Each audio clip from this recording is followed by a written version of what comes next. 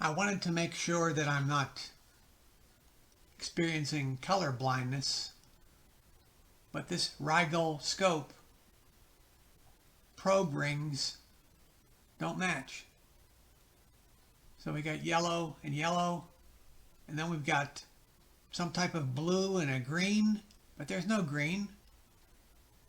Yellow, like a teal, a pink, and a dark blue.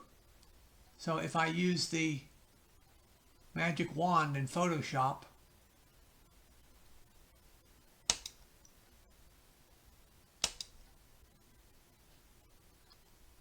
tolerance is set at 32%. They match. If I click on this one,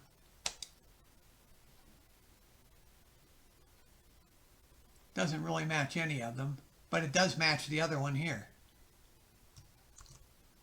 If I click on this one, nothing matches. Click on this one. Not really.